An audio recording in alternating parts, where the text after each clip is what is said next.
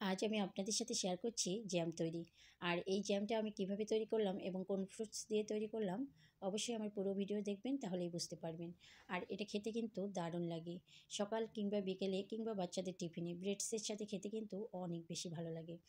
তো এটা কিন্তু বছর জুড়েও সংরক্ষণ করতে পারবেন। তো আমি আজকে কিভাবে তৈরি করলাম, পুরো ভিডিওটা অবশ্যই দেখবেন। এখানে আমি প্যাশন ফ্রুটস নিয়েছি প্রায় 1 কেজির মতো। এখানে কিন্তু প্যাশন ফ্রুটসগুলা কিছুটা কুঁচকে গেছে। প্যাশন ফ্রুটসগুলো গাছ থেকে পাড়ানো হয়েছে 2 থেকে 3 দিন আগে। তো আমি সময়ের অভাবে আসলে ভিডিও করতে পারিনি, যার কারণে উপরটা একটু কুঁচকে গেছে। তো এটা কোনো সমস্যা না, এটা একটা নরমাল ব্যাপার।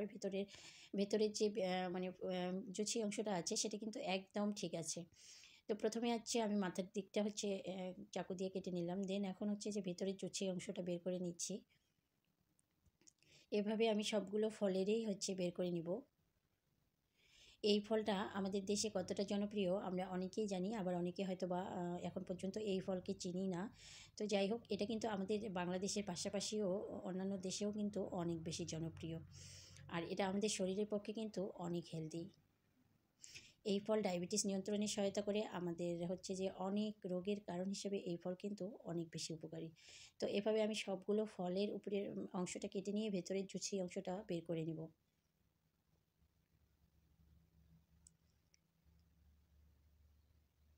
এভাবে আমি সবগুলো ফলেরই জুসি অংশটা বের করে নিব এবং ফলটাকে হচ্ছে যে খোসাটা আছে সেটা আমি কাজে লাগাবো। তো আপনারা অবশ্যই আমার পুরো ভিডিও দেখবেন এবং আমি ঠিক কীভাবে করছি দেখে নিশ্চয়ই বুঝতে পারতেছেন। তো এই যে আমার সবগুলো ফলেরই হচ্ছে জুসি অংশটা বের করে নেওয়া হয়ে গেছে। এবার আমি যে কাজটা করব, এখানে যে আমি মানে এই যে ফলটাকে আমি রাখলাম, মানে জুসি অংশটা বের করে নেওয়ার পর যে খোসাটা আছে সেটা হচ্ছে যে আমি এখন কাজে লাগাবো। এটাকে হচ্ছে আমি এখন একটা কড়াইয়ের মধ্যে নিয়ে নিচ্ছি। সবগুলোকে আমি কড়াইয়ের মধ্যে নিয়ে নিব।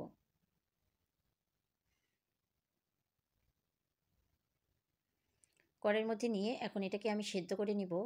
এখানে পর্যাপ্ত পানি দিয়ে সেদ্ধ করে নিব আধা ঘন্টা ধরে।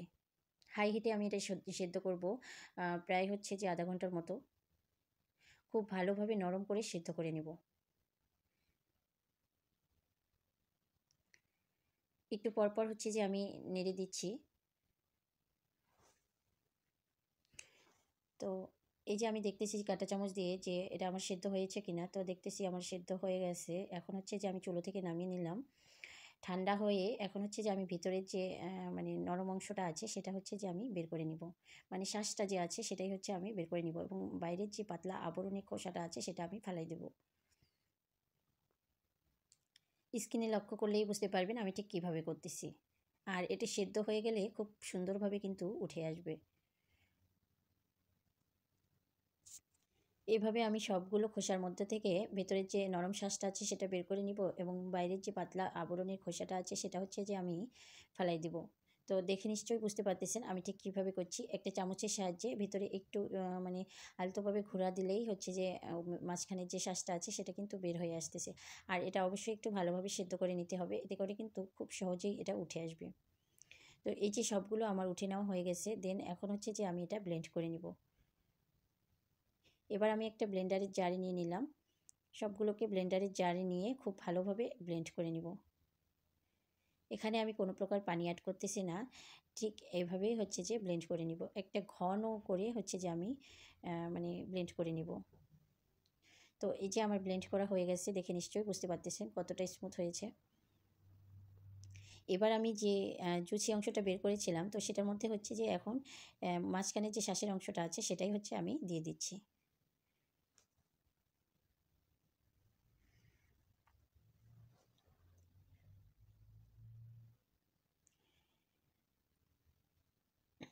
এখন সবগুলোকে খুব ভালোভাবে একটু মিক্স করে নিচ্ছি। এখন যে কাজটা করব সেটা হচ্ছে যে এখন আমি চুলোর মধ্যে চলে যাব। চুলোর আঁচটা এ সময় অবশ্যই মিডিয়ামে রাখতে হবে। মিডিয়ামে রেখে খুব ভালোভাবে এখন এটাকে নেড়েচেড়ে নিতে হবে। চুলার আঁচটা অবশ্যই মিডিয়ামে রাখতে হবে। হাই হিটে রাখলে কিন্তু এটা নিচ থেকে পুড়ে যাবে আর খেতে তেমন একটা ভালো লাগবে না, গন্ধ লাগবে।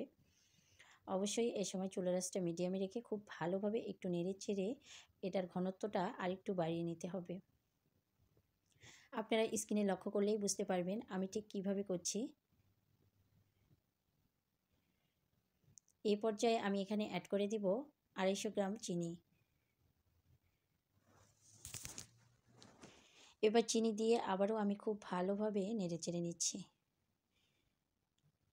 চুলোর আঁচ একদম মিডিয়ামেই থাকবে শেষ অবধি।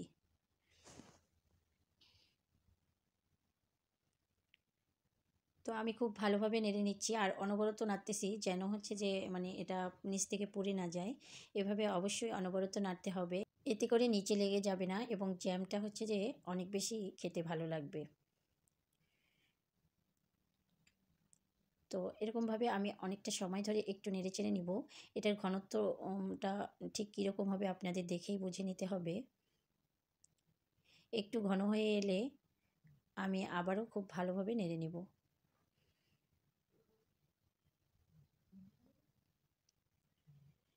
তো এর মধ্যে আমি দিয়ে দিব লেমন জুস। এখানে আমি 1 টেবিল পরিমাণের মতো লেমন জুস অ্যাড করলাম। দেন আবারও নেড়েচেড়ে নিচ্ছি।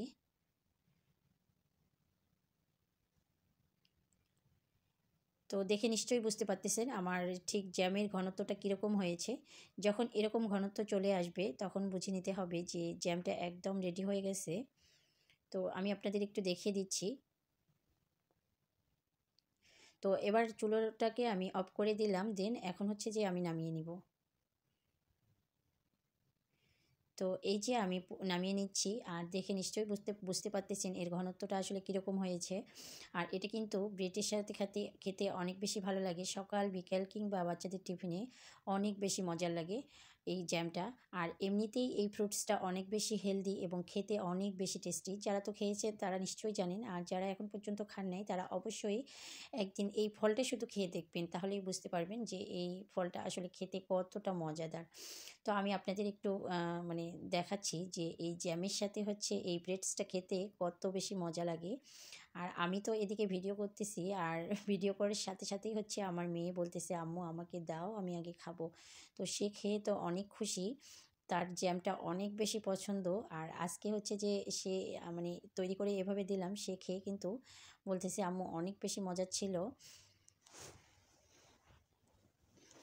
তো আপনারা বাসায় অবশ্যই এভাবে ট্রাই করবেন। এটা খেতে কিন্তু অনেক বেশি ভালো লাগে। আর আমার ভিডিওটি যদি আপনাদের ভালো লেগে থাকে তাহলে অবশ্যই একটা লাইক করে দিবেন।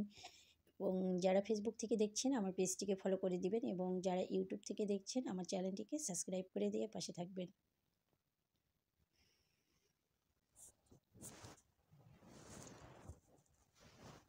আমি যেহেতু এই জ্যামটাকে সংরক্ষণ করব, মানে আমি খেতে যতদিন যায় আর কি, ঠিক ততদিনের জন্য রাখবো। সেক্ষেত্রে আমি হচ্ছে যে একটা বয়ামের মধ্যে রেখে দিচ্ছি। আর এতে করে কিন্তু অনেক বেশি ভালো থাকবে এবং যখন আমার প্রয়োজন হবে ঠিক তখনই আমি বের করে এটা নিতে পারবো। তো আপনারা চাইলেও কিন্তু এরকম কাঁচের বয়ামে করে রেখে দিতে পারেন, অথবা হচ্ছে আপনারা অল্প পরিমাণে তৈরি করেও কিন্তু খেতে পারেন। আর এটা খেতে অনেক বেশি ভালো লাগে। তো এখন আমি হচ্ছে যে একটা কাঁচের বয়ামে রেখে দিচ্ছি। এটা আমি হচ্ছে যে সংরক্ষণ করব। বাচ্চাদের যখন প্রয়োজন হবে বা যখন খেতে চাবে ঠিক তখনই আমি হচ্ছে বের করে দিব।